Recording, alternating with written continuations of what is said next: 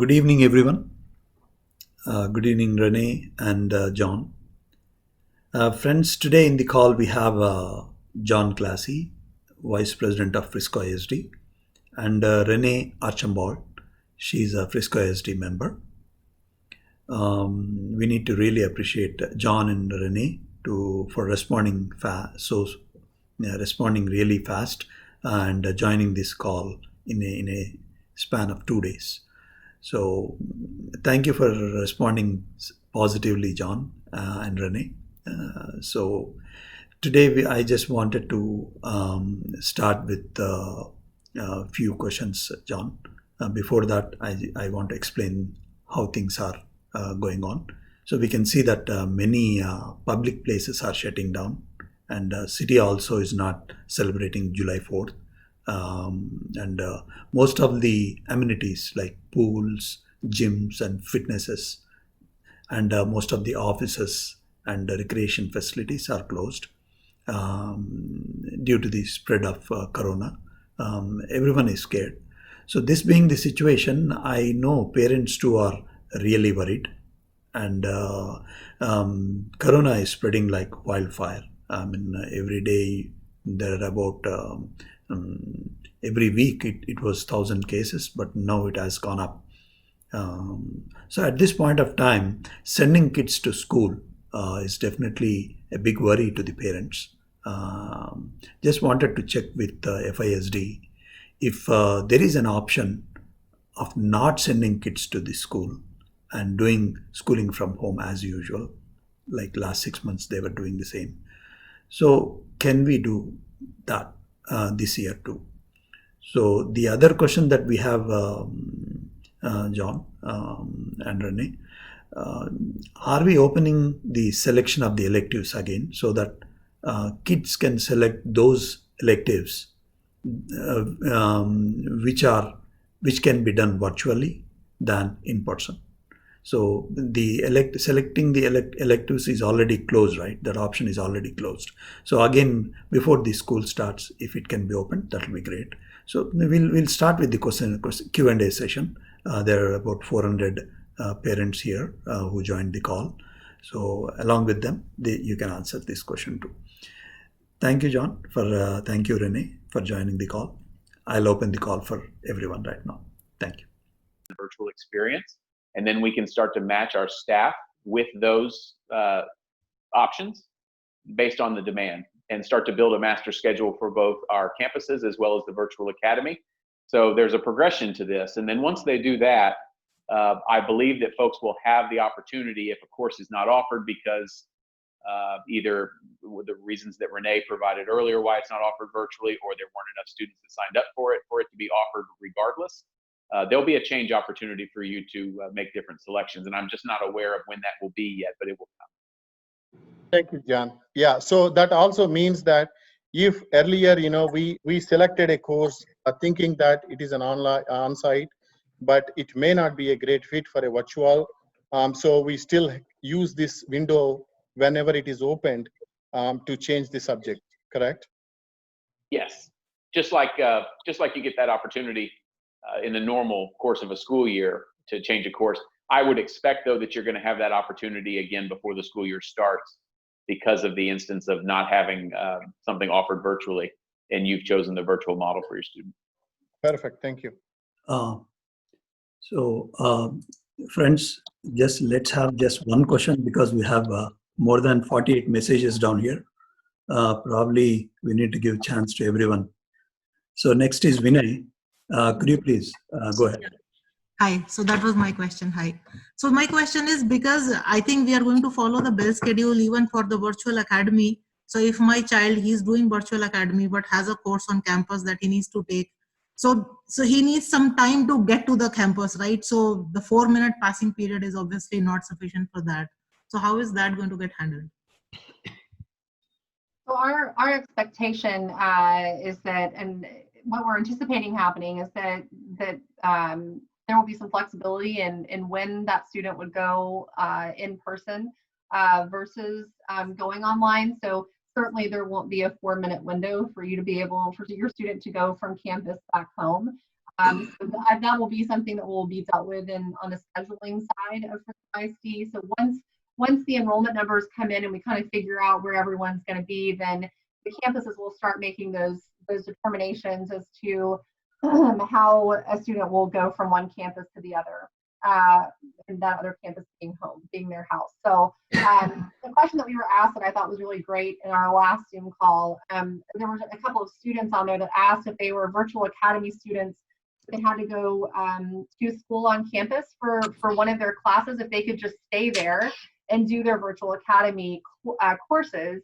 Our expectation is that they're not going to be able to do that, and so because of that, I mean, we want to do social distancing. We want to have the safety component built into this school year as well. So what we're expecting is that there will just be some flexibility in those passing periods so that students will be able to get where they need to go in a reasonable amount of time. So if a student does come on campus, they will leave directly after that class is over, is what we expect to find from the district. So it would probably be similar to the way that the home campus and the CTE Center are staggered, where you've got some grace moving between those two facilities. Okay, all right. our curve. Hello.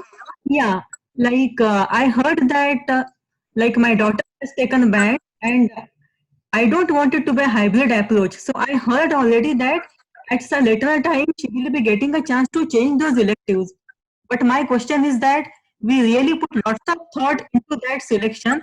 So I assume, by assuming that if the things go back to normal in August, will they can they go back to the previously elected electives again? I'm sorry, it broke up a lot on my end. I didn't hear the actual question. I heard that you didn't like the hybrid approach. Can you repeat what your actual question was? Yes. I don't want to send my daughter in person to band. So I heard that maybe she will have to change to another electives. But then the question is that assuming things return back to normal in August, can she go back and take the previously chosen electives again? Or is it too confusing at this stage? No, I think I understand your question. So I would be, I think there's a very, very small to zero chance that we will start normally in August without the approaches that we've laid out this week. So if you change the electives, which I believe you'll get the opportunity to if you want to, and we were to at some point during the school year go back to normal, I would assume that you would have the opportunity to, with some restrictions, change that schedule again if you were to go back to being on campus. Whether we were to stop the virtual academy for whatever reason, or whether you just decided during the course of the school year that you wanted to move from the virtual academy back to on campus, which I believe you will get that opportunity at certain intervals during the year. And if you do that, I believe you would have the chance at that time to change your schedule. Okay, thank you so much. You're welcome. So the next one is from Neeta. Neeta, are you there? Or shall I go ahead and ask your question? Neeta? So we had a question in terms of, I think it was sort of answered already, but our question was in terms of the classes that aren't offered on virtually. Is there any possibility that these classes will be offered virtually in the future? Like examples are like debate, 3DMA, and yeah. I certainly think that as we progress closer to the start of school, and certainly if if this virtual academy model continues into the spring, that we're going to have more flexibility to offer more of the classes that are in our in-person course catalog. We really just need, we need more time to be able to build all of those classes into the virtual academy model. And we also need guidance from the Texas Education Agency that would allow for us to offer certain courses online. So I think that, no one wants this to be a forever thing. So, I kind of hesitate to say, well, if we continue to get to do this, because I think everyone really wants this to be done so that we can all be back in person in a very safe way. But I do think that we probably will see this into the spring. And in that case, I think that as long as the TEA releases some additional guidelines, and I think that course catalog for the virtual academy model will continue to grow. Rahul Sharma. Hi, thanks, Shri, Rene, and John. Really helpful session. Quick question. I think it is partly covered, but this is regarding the language, foreign language. 2 of the languages are offered in virtual, but French particularly is not offered. Is there any plan around that? I'm sorry, what course did you say in particular? Did you say French? Yeah, French. So today, French 1 and French 2 were released as new electives that will be offered if the enrollment numbers would support them being offered. Are those the courses that you're speaking about? No, this is like junior, my daughter is like next level. Okay, beyond French 1 and 2? Yeah. Okay, that I don't see that on the list as of today. That obviously could change as we get closer to the start of school. But again, we don't really have a say over what classes are offered. It really is coming from our curriculum and instruction department as well as the TEA. So I would watch that website. I'm going to put on the chat feature. I'm going to I'm going to put the website on here for everyone to see so that you can just have that kind of at your fingertips. That's the area that I would check that every couple of days and see if there are any additional course offerings that have become available. They put over 30 courses on there today based on new guidance that came in yesterday from the TEA. So I would just watch that website for further information. Okay, thanks a lot. You're welcome. Manohar Patil. Manohar Patil. Yeah, go ahead. Manohar has the question like, cannot see French elective in the virtual course offerings. Will this be offered online? Rene, yeah. Yeah, so I believe Rene just covered that one. Would be the same answer. Okay, sure. So there is one more question from R. Who is R? I don't know. So what are the plans for orchestra for 9th grade and courses like PAP, BIOL? What was that second one, Sri? Like PAP, BIOL, biology? It's Oh, pre-AP biology. Okay. Yeah. PAP. Okay. Go ahead, Rene. I'm looking on our list right now of classes that are offered. Pre-AP biology is a class that's offered through the virtual academy. And then today they also added AP biology and AP chemistry. So those courses will be offered through the virtual academy. How will the band be organized this year? Band as well choir. And how will social distancing be practiced? This is one question from Rajiv Jain and Casey. Well, I believe that those procedures are going to be put in place once they know what their numbers look like. And what I would point out as an example of some of the practices that you'll probably see implemented in some of these larger classes like band and orchestra would be the strength and conditioning camps that the high schools are doing this summer. The way that they have those structured with the kids needing to answer questionnaires about having been exposed to somebody who has tested positive for COVID, having temperature checks, having spacing and masks where appropriate. I would assume and I would expect that you will see some of those same practices rolled out for those fine arts and athletics opportunities as we get closer to the school year. It won't be a classroom environment for band and orchestra like you experienced before spring break. It'll be different. Got it. And for middle school, all of those courses that you're speaking of, band and orchestra, those are all going to be offered through the virtual academy. So anything for middle school students that any fine arts types courses, so band, choir, orchestra, theater, those will all be offered through virtual academy. Once you switch over to high school, then those courses are governed, for a lack of better words, by UIL. And so we have to follow UIL guidelines. And as of today, UIL is requiring that those be in person. So the next question is Manjari Gollapudi. Manjari, can you? Hi. Actually, the question that I posted there was already answered about transition between a class online and then going to a class in school. But I do have a general question. I mean, most of the questions I had, you already answered it. But why is it that with knowing everything, watching what CDC is talking about, why is it we are not enforcing a mask requirement? It is suggested, it is said that yes, we strongly suggest everybody to wear a mask, but it is not being enforced, saying that students coming to school have to wear a mask. Why is it that we know that mask is something that is highly recommended to prevent spread? Why are we not enforcing it?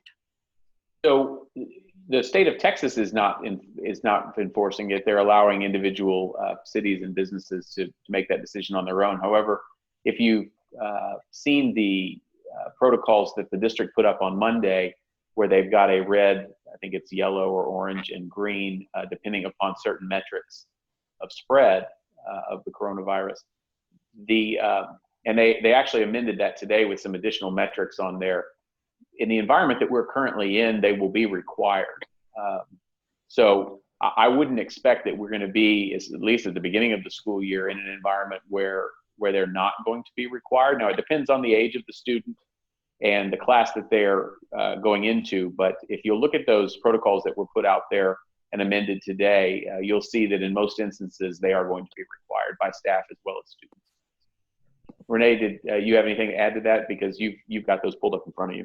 No, I'm gonna put one more link over here on the chat page. So these disease activity levels and use of face coverings, this was actually all updated yesterday. So everything that you've seen, through yesterday, we didn't really have metrics in place by which we were going to kind of substantiate what the different levels were between minimal, moderate, and substantial activity levels for COVID in the district. But now there are some actual metrics that you can look at. And so when I look at these and I just think about the city of Frisco right now, I mean, we're in the substantial category as of today. So I think that there will be a little bit of flexibility. Again, we don't have all the information yet, but I would imagine that not only will this follow our FISD district numbers as a whole, but let's say that we have a high school that has an outbreak and half of our in-person students are testing positive for COVID. One of our elementary schools, we have 0 cases. So I think that there's going to have to be some flexibility with these activity levels from campus to campus, because with 72 campuses, if one campus has a ton of activity but the others don't, we wouldn't want to put that same type of activity level across the district. It wouldn't make sense at that point. So I think there's just, like with everything else this fall, there's just going to have to be a lot of flexibility because we are such a large district. The next question is from Mas. Mas, go ahead. Hi, I have a quick question. So I have kids in middle and high school both, and I'm going to opt for online, the virtual academy, but there's so many courses that are missing, especially the electives. So like by July 10th, we're asked to choose one option. So if we choose the virtual academy, is there like a process that they're gonna be able to choose the electives in person? And if so, or there's no option, because what earlier I heard there was no hybrid. It was either all online or all in person. So are we limited in the options, like we have to choose the option that are available online, or we can just opt for some courses online, which is in turn going to be like a hybrid style? So I'm confused on how to choose. I think you're gaining the right understanding of this. So if you choose the virtual option, the virtual academy for your students, then if a course that they want to take is offered virtually, then they have to take it virtually. But if a course that they want to take is not offered virtually, they do have the opportunity to go to their home campus and take that course still. So even though you've chosen the virtual option, if your student wants to take a course that's not in the virtual option, then they will in essence have somewhat of a hybrid option for them. Yes. But the one caveat that I'll add to that is my understanding that if if they're in the virtual academy and the course is offered in the virtual academy, then they will not have the opportunity to take that course on their campus. Only courses that are not offered virtually. Does that make sense? Yeah, it makes sense, because we were like, are we limited? Are we given less opportunity? Because if we are forced to take everything that's available online, even if it's not available online, then they are forced to take a separate elective, then it's a problem. Because I want, I don't want them to have a limited opportunity because they're going on virtual. But, if they get some kind of hybrid, it makes sense. Yeah, I think they won't miss out on an opportunity if they've chosen virtual, as long as they're willing to go to the campus for those things that are not offered. Because they want to go to school. I want them to stay home. So maybe we can meet that. Maybe you can meet in the middle. Yeah, meet in the middle. Next question for Chitra Mahadevan. Hi, John, Rene, and Shrikant. Thank you so much. So quick question. If a student's chosen electives are not available in the virtual academy, can they double block more than one core subject so that hopefully when things get better next year, then they can do the electives in school, on campus next year? I don't know the answer to that question. I think it would depend on their pathway, their graduation pathway. I think that's a great question. Definitely, John and I mentioned in our last call that Google Doc link that you all were sent as families and in that email asking you for your commitment forms by July 10th, there's a Google Doc link where you can submit those types of questions to the district, and they are looking at all of them. And in fact, they're adding them to the frequently asked questions on our website. So I would encourage you to put that there, because I think it's a great question. I don't have an answer. I don't know. All right. Thank you so much. So Bharti, next is Bharti. Can you please ask? Yes, I had a question about commitment form. I did not get that, but I got that at 6:30 today. So. Okay. And I didn't check my email. Okay. So. I'm glad you got it. They rolled out. It took some time. We received one for one of my daughters several hours before we received the one for my other daughter. Oh, okay. Got it. Thank you. Krish Vadivel. Is Krish there? So Krish question is, John, what about athletics? What are the plans for that? Well, so as Rene had pointed out earlier, the way that athletics are conducted this year and the way that fine arts competitions are conducted this year are going to largely be governed by what the UIL, what direction the UIL gives public schools in Texas. And we are still waiting on that. However, regardless of which option you choose for your students, be it virtual or be it on campus, they will still have the opportunity to participate in athletics or fine arts if you want them to. They're not going to miss that opportunity based on the decision that you make by July 10th. The next question is, I got an email for one child, but not for the other. How do I check? You said they received the sign-up email for one student, but not the other? Yeah. Yeah. Well, I would have them contact their campus and indicate that. Okay. And then they can get that resent out to them. Sure.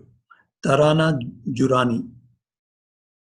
Yes, I had a question. I have a kid in elementary, and I had a question about the GT screening. Like, they were able to take the first test, but they never got an opportunity for the second round of testing, the phase 2, because of the shutdown. So how is that the GT part the screening going to work? Are they going to be tested in come fall, or how's that going to work? I don't know the answer to that question. Renee, do you have anything on that? I was looking online to see if there was anything about GT. I don't see that question has been put out there. So I would encourage you to ask that question, post that on the Google Doc that the district sent out earlier, because that's a good question. I have not seen anything about that though. Do you have that link to the Google Doc that you could put up there? I'm looking for it. I will, if I cannot find it, I will send it to Sheree to send out to everybody. Sure. If I can find it by the end of our call, but I'm trying to find that right now. Okay. The next question is from R. Is there anyone R there? R here? I don't know what is R means. Srikanth, I'm sorry, this is Raj. I didn't Raj, go ahead. my name in the Zoom shortcut. I apologize. I just Okay. So thanks for letting me know I was R. I didn't know that myself. Okay. But, Go ahead, Raj. but Rene and John, thank you for taking the time on a weekday Sure. evening. I know you had a call with another community earlier, so we do appreciate all your patience. And I think some of the questions you may have answered during the call today, but I'll keep it really quick. I want to make a comment and ask a question. Today, unfortunately, the case count for COVID is at 8,000 today, and it just seems to be rising. And there's a lot of debate about what is the right approach. It's still not working out for our country yet. My concern is with all this situation, which is evolving, and we are in a pandemic, why? I know we've done a lot of good work in getting a lot of courses virtually, and I do understand the TEAs involved, the UIL, and the cost and teachers, but can we not work with the state agency a little bit more, or can we help as parents of concerned students, because we just don't know what that's going to happen, and we don't know do virtual and then being forced to go back to school. My daughter's going to 9th grade now at high school, and she's got like orchestra and dance and all this picked up. And like a lot of the parents, she's worked for the last 3-4 years with violin and all this, and now we are forced to make basically taking a chance with going to school and maybe risking our health. How do we even handle that? Or are you all going to make this even better? Are we working on towards a 100% virtual option? And just my last comment is, one thing which will really help if you can make the class online into a virtual session. I don't know why that's so challenging, but it's the same number of students and they can, do a little bit. I think that can be also done, but I'll leave the your questions or answers back from you guys. Well, I would start by saying we share the same concern as you, absolutely. And you have to keep into perspective that Frisco ISD is a very large ship with over 60,000 kids and over 8,000 staff members. So we can't wait until August in order to start the planning process. We have to start it sooner, knowing that the situation is fluid. Your input is vital as we make those plans. And we know that the situation is changing too. So we could very well get to a situation in August where the state and the Texas Education Agency tells us that we need to throw out what we've done and we're going to be doing something completely different. That may happen, but we can't wait to see before we start making these plans. So rest assured that we're not hardened in these decisions at all. If things change and they were to get significantly worse, we can shelve these plans and do something different. We'll rely on the state to give us that direction. I mean, at the end of the day, we have to operate within the parameters that they provide. And we've been a little bit critical of them as far as the slow pace of information coming out from them. However, I'll give them a little bit of grace too. They're dealing with the same situation, but at a statewide level where the information is changing daily, sometimes hourly, and they don't want to give direction prematurely either. So going back to what Rene said at the very beginning of the call, flexibility is key. It's been that way since March, and it's going to continue to be that way. But just know that our concern is there with you as well. And, even though we're planning this path for the fall, it could very well change before we get there. And I'll echo that same sentiment. We're watching everything that's going on in our state too. And until the state tells us that we do not have to offer in-person classes, that's something that we're required to do. And so right now we have not been given the option to only offer a virtual academy. We also have a lot of parents that want to send their kids back to school. And so, this community is so large and there are so many different needs that we're trying to meet.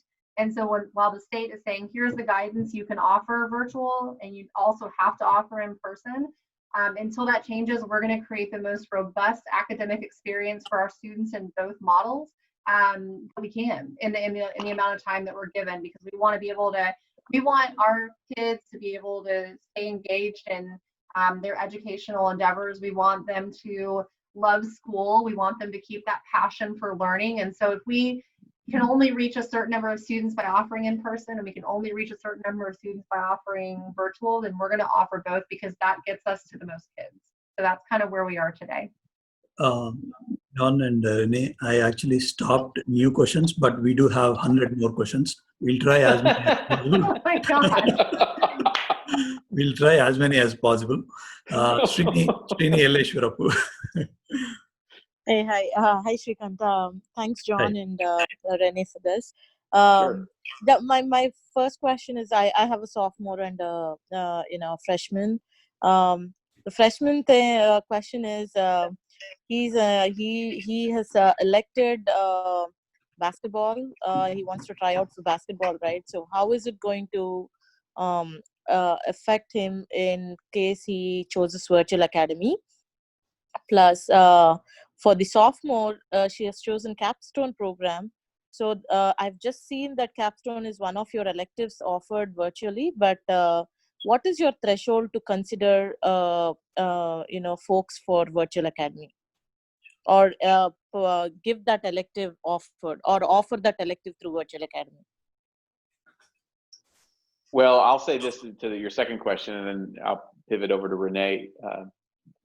Whether or not a class makes depends upon the nature of that class. There are some that we offer when there are only a handful of students that want them, and then there are others that we require a larger threshold for. It just depends on what the subject is and whether it normally has a larger number of students in it, whether it lends itself to being taught with a larger number of students or a smaller number. So I can't answer specifically with the capstone course. Okay. But it will be a similar threshold to what we would normally experience in the classroom setting.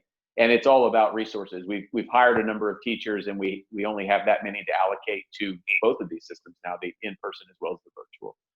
And I do forget the first part of your question. You want to ask that again? The basketball. The basketball. Oh, yeah. Rene, do you want to take that? So is your student in middle school or high school? He's going to be a freshman now. He'll be a freshman. Okay. So yeah, and he wants to try out for basketball. Okay, so he'll be able to do that. All of the UIL sanctioned sports, of which basketball is a part of that, the students will participate in UIL athletics, even if they're in the virtual academy. They will participate in UIL athletics on campus for those activities. And so you'll get information from your high school principal and regarding all of the athletics tryouts and should he make the team, all the games, and everything that kind of comes along with that. So you'll still be getting a lot of information from your home campus about athletics as the year progresses. Okay. Thank you, Shanti. We have one question like, are we opening up the selection of electives which were completed some time back so that kids can select them again and stay home, do schooling from home this academic year? Got it, right, John? I did. I was going to wait and see if Rene was going to take that. There will be a change opportunity, and I'm not quite sure when it is, but it will come after the selection forms are due, and we can start to manage or marry up the demand that we see for the courses with the staff members that we have to teach them. And then I would assume that as we approach the start of the school year, there'll be an opportunity to change the electives. Okay. Yes. Dan Trong. That's you. Yes, Rene. Hi. Thanks, Rene and Sri and John for all this. But I have 3 kids. So one in middle school, 7th grader, and one in first grader and 2nd grader. My first question is there gonna be any available equipments like Chromebooks for us to borrow for if we choose the homeschooling? And the second question is many of us parents haven't got the email for which way we want to go. and I know that it's due by July 10th. What if we don't have that email by then? What do we do? Who do we contact? If you don't get it, well, if you don't have it, today's Wednesday, so if you don't have it yet, I would encourage you to reach out to your child's campus to inform them that you didn't receive it. It only went to the primary parents whose email address is on file. It did not go to both parents. And you might but then you might also check your spam folder. So whoever the primary, I've heard that some of those commitment forms are going to spam. So you might some folks on our last call found theirs in their spam folder like right around 6:30. So you might check there too. But if not, getting in touch with your home campus is a good first step. Oh, yeah, we got 1 out of 3. So yeah, so the other 2 we're still waiting. Yeah, they didn't all come together. I think you might have heard me say earlier that for my 2 daughters, they came. I think they came the same day, but they were several hours apart. And then to quickly answer your question on the Chromebooks, yes, the 1-to-1 rollout for high school kids will start with this year's freshmen, and anybody else will still have the same opportunity like they did in the spring if you need a device to check one out from the district. Thank you, Dan. The next question is Venkatraman. Ranji Venkatraman. Is Venkatraman there? Okay. Yes. Thank you, John, Rene, and Shrikant. So my question is, we have the option to choose the virtual academy and in person, but let's say when the school year starts and 3 weeks into the school year or 6 weeks into the school year, would we continue to have that flexibility to switch? Let's say the COVID cases are going up and we figure out that, hey, we are going with in person for now, but 6 weeks later we want to change it to virtual academy. Is that possible? Yeah, that's a great question. There is going to be some flexibility in changing a student between in-person and virtual. We don't have the dates for that yet, but if you, based on what the frequently asked questions section of the website says right now, that information and that process will come to parents as we get closer to the school year kicking off. So we have not seen those dates yet, but yes, there will be some flexibility in you being able to change that. I also wanted to just mention real fast the last question that was asked about the commitment form. You're also able to email communications@friscoisd.org.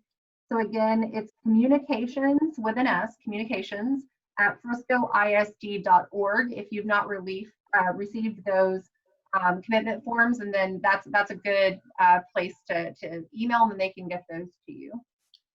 Is broadcast for 8th graders offered anymore? Rene, yeah.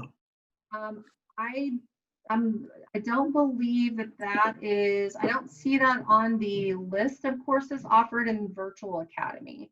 If the question is for Virtual Academy, I don't see that on the list. Okay, all right. So virtual classes is same like how they did during spring, or is it different? We don't have spring. We don't have the plans for spring quite yet. We think a lot will change between now and even the start of the fall. So were they? I'm sorry, Rene. Were they asking about e-learning being different this fall from the spring? Oh, I'm sorry. Maybe that's Mahesh's question. Can I clarify? Yeah. Yeah. So I'm just wanted to know, like, this virtual class is just like a same time kids spend like the campus. So like they start at morning at 8 o'clock and they spend like 40 hours with teacher. Mahesh, you are lost. So they keep switching. I think I got your question. Hello, can you hear me? Yeah, I think you faded a bit there, but I think I understand your question as far as what does the school day look like for a virtual academy student, and it is going to be very different from what they experience in the spring. So the spring did not have much, if any, synchronous or in-person learning. Most of that was, the students could kind of go at their own pace and flow, and it's going to be very different this fall. So students will be, it will follow a typical school day. So students will have to come to class online in a way that they did not have to do in the spring. And so they'll be counted for attendance by being online at certain times for their classes. And then there will be breaks throughout the day, so it'll very much mirror a typical school day that a student would experience when they're in person. And is there any limit with a per teacher, how many students in the virtual class? I'm sorry, can you repeat that last question? Is there any limit, like per teacher, how many students will be in the virtual class? You know, I don't know what the virtual class sizes are going to be, but certainly because the teachers are going to be teaching live, there will be a limit. I just don't know if that's going to follow our typical class guidelines of around 22 students for the elementary level, or what that number will look like. But certainly we will limit it because teachers will only be able to handle a certain number of students in an online class. One other question, Renee and John. Excuse if the me, child chooses, 1 minute. I think you just skipped our question. We have I had the question about masks, but I had a follow-up that was kind of related to that. If I could ask it, please. I mean, are you in the line? There are so many people. You already skipped our question. Yeah, even you have skipped my question as well. Yeah, sure. I mean, we have very less time. It's almost and mine too. All right, thank you. I'll ask it real quick then. Yeah, so you guys already addressed why masks aren't going to be required until an outbreak. If masks do become required, however, how will you enforce mask requirements? Will teachers and administrators be forced to report students who aren't wearing masks? And if a student refuses to put one on when asked, will they be required to leave, or how will that work? So if I understood you correctly, I think you might have misunderstood what I said earlier.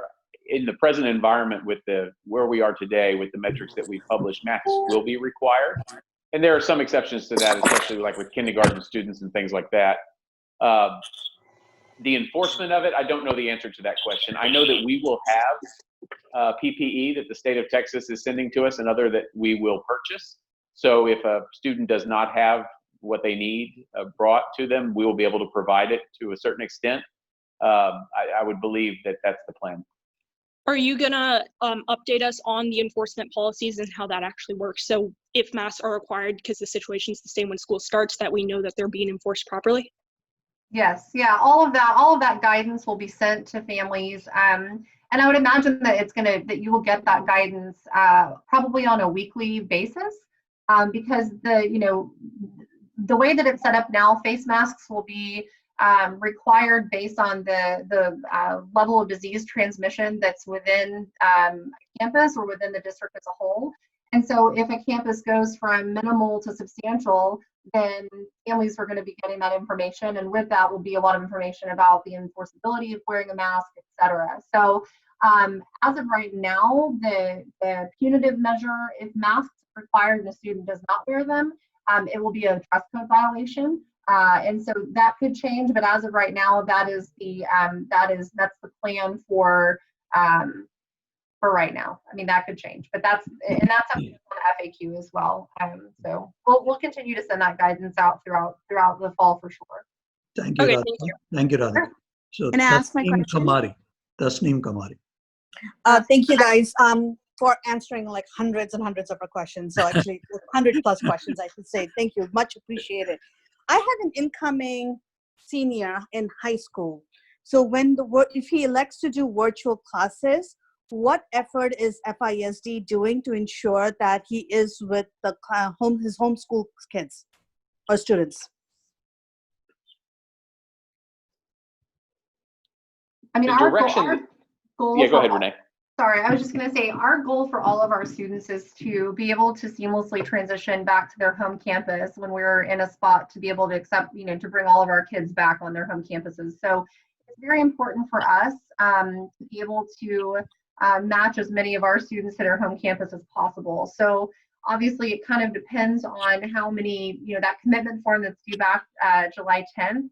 A lot of our planning will come from those numbers, from how many of our parents want their students online versus in person. So certainly the effort will be there. It may not be possible to connect all students to their home campus because depending on the number of students that want to go online, we'll have to hire additional faculty members, additional teachers that will be able to accommodate virtual classes as well. So it's going to be a big puzzle between now and when school starts. But certainly, the goal of this district is to make that transition from campus, from online to on campus as seamless as possible. Thank you. Before Shri, sorry to interrupt, but excuse you me. skipped Hello. me. You skipped Just me a by minute. too many people, and I do apologize for interjecting like that. Farid, just a minute. Hey, Sri, John, I just want to let John? you know, I would love to stay with you all night. I have time for 2 more questions though, and then I need to duck out. John, Yeah. John, actually, can we extend it for 15 more minutes? 15 more minutes? Yeah, 15. I can go till 8:15. Yeah, Yeah. 8. I can do 8:15 as well. And Okay. Shri, is there any way that you could open up the chat so that I can post the link for further questions for Yeah, folks? yeah, sure. Great, I thank did open you. it. Yep. Thank The you. next question is for Green Sage Yoga. Go ahead. Sorry, this is Neelima Kaladindi. I accidentally had that on. I'll try to make my question quick. Right now, some of the courses like AP Computer Science have a note on them stating that if there is enough interest, then these will be offered virtual. That was a change since yesterday when it wasn't offered. So, you know, given the form that we have to fill out by July 10th, what does that mean? Like, you know, at what determines whether there is sufficient interest? And for the parents who've made choices by July 10th, you know, we potentially are making those choices thinking that this isn't an option for us, but really those are the classes that we want. So that's a similar situation to any year when a student signs up for a particular course. The course is only offered if there's enough interest among the student population for that course. And the same is going to be true for the virtual academy. So if not enough students are interested in taking that course virtually, then your student will still have the opportunity to take that at one of our campuses or at their home campus. So next question is for Nandigam. అదే పని చేస్తున్నారు వాళ్ళు మనకు బెటర్గా తెలుసు Yes. So my question is regarding like on-campus classes that you have. So some classes are at CTE that you have to go and attend. So what if one of the kids gets sick? So will you move that entire class to online, or you will continue without that kid? What kind of measures are you going to take if that happens? Renee, you want to go with that? Sure. So, you know, we're still waiting on guidelines as to what that looks like. We don't actually have an answer to that question yet. We are, you know, certainly if, you know, just like what we're doing in strength and conditioning now, if we have too many students that have tested positive for COVID, or if there's a student in a classroom and then there's a you know, suspicion that the rest of the class could have been around that same student that tested positive, then, you know, we will not only take the appropriate kind of sanitation protocols that we are putting forward for the district, but we'll also need to take some of those students online. I don't know if it would be an entire pod of students, if it would just be the class of students. A lot of that will depend on how many students that the potentially, you know, COVID positive student was around. So certainly that's going to be something that is going to come up a lot.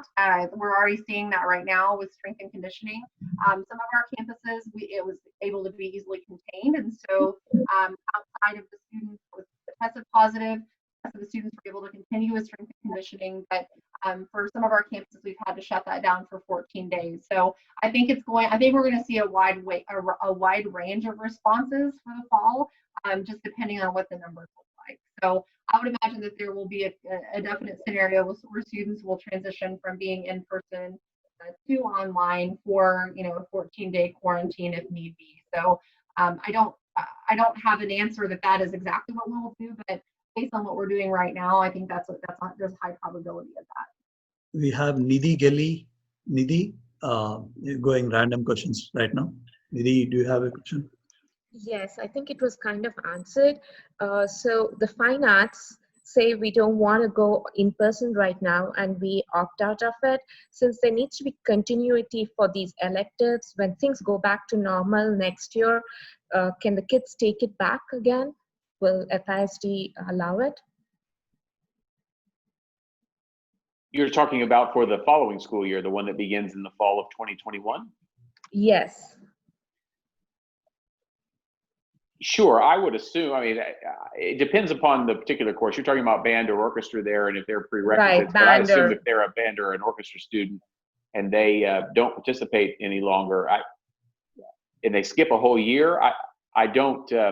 I'm not in a position to know whether they would then immediately be able to jump right back in, or jump back in at the same level that they were at. I guess it depends upon whether they kept up with their instrument over that period of time. But I'm not in a position to know the answer to your question. I'm sorry. Okay, thank you. Ravi Krishna, do you want to ask a question? Shri, I'm really sorry to jump in, but I have to. I've been texting you to let me in. Go ahead. I do apologize. Go ahead, Farid. Thank you guys for everything, and please forgive me for the interruption. But there are so many questions here, and really we're kind of a bit more confused than when I started with. Is it possible to copy Make it short, Farid. Is it possible to copy that conversation and someone answer the questions to it, or can we have another session where We'll have another session.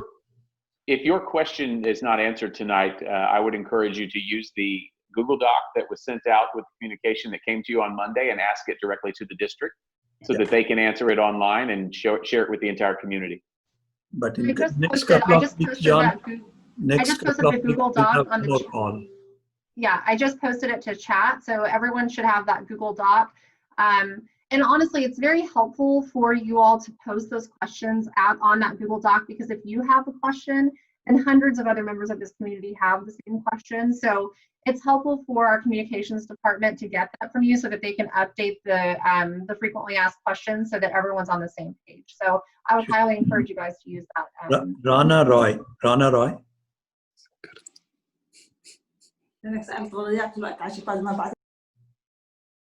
Roy is here. Okay. Can I ask my quick question? Yeah, go ahead, Shira. Yeah. Okay. The question is just that the teachers for campus and the teachers for virtual, they would be totally different and their schedules would be different or not?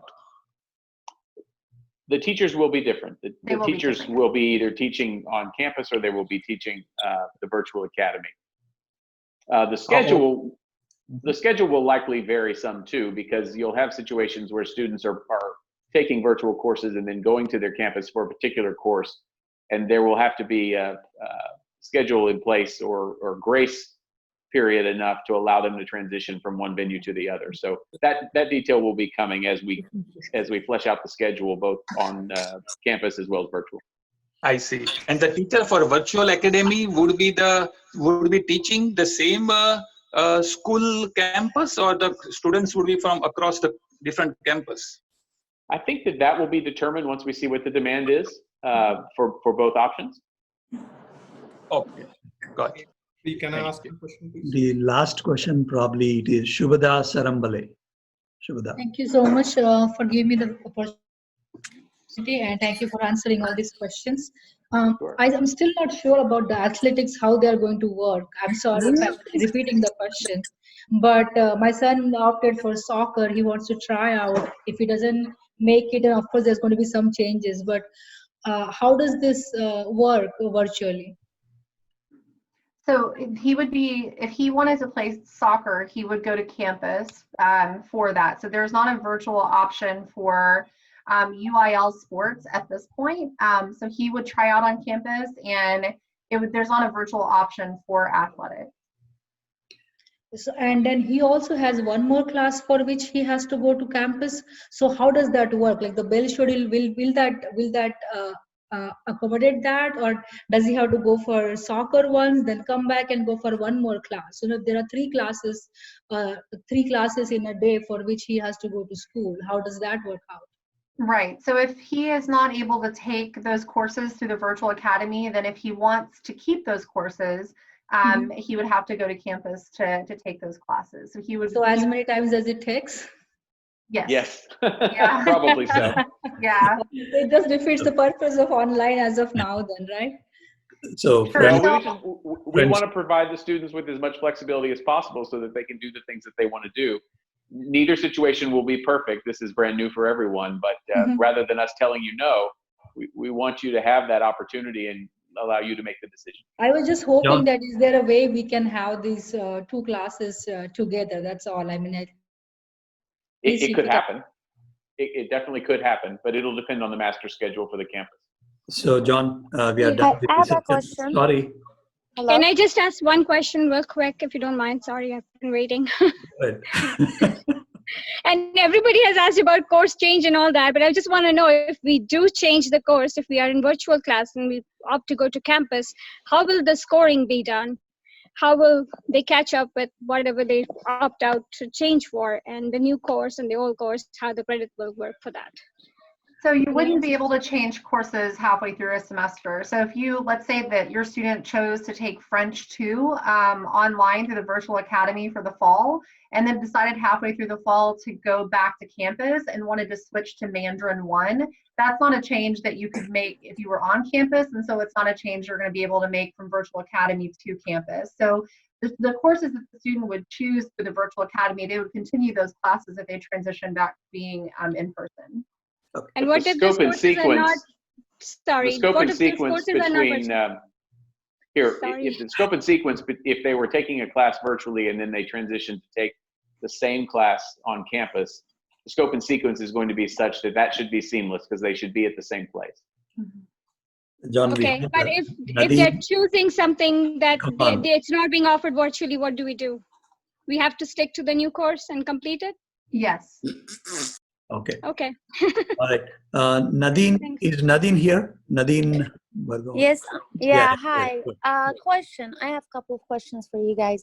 First of all, is there a capacity for in-class? Did the Frisco ISD decide on a 30%, 40% according to whatever safest to the student, teacher, having, the in-class courses? Because depending on that, if you guys say, all right, there's a 30% capacity or 40% capacity of students to be in class, then for July 10th, if that capacity is met, everybody else will be online student, and instead of what you guys having now, where if you don't register by July 10th, you are assumed to be a virtual student.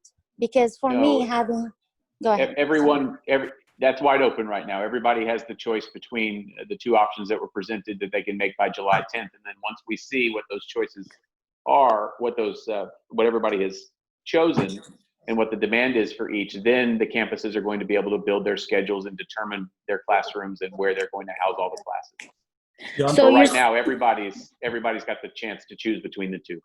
And if you're saying that if students, if we do not receive a commitment form from parents by July 10th, then the assumption is that student will be in person. So it's just to clarify that point. If we don't receive it, we will plan on your student being in person in the fall. They said it's gonna be not in person. If you don't register by 10th, then your student will be on a virtual, not in person. No, it's the way Renee said it. If you don't turn in the form, it's going to be assumed that you will be on campus. Wow. So that means we really don't know what's the percentage of students that, we don't know how many students and the ratio student per teacher. I think we are done. We are done with questioning. So let's stop it here. So John, we in the coming 2 weeks probably we'll have one other call, 1 or 2 weeks. So that, if parents have more questions about it, they will get back again and ask more questions. So thank you all so much for joining. I really appreciate Rene, John, thank you so much for accepting. And thank you, Sri. Yeah. Enjoyed it. And thank you everybody for dialing in tonight. Yeah, thank you guys so much. Great questions. And remember to use that form for further questions so that the district can post those on the FAQ. And we appreciate all of you so much. We're looking forward to seeing your kids either in person or virtual here in about 6 weeks. So thank you all so much. Thank you, Renee. Thank you, John. Okay. Thank you, everyone. Thank you, Sri. Bye.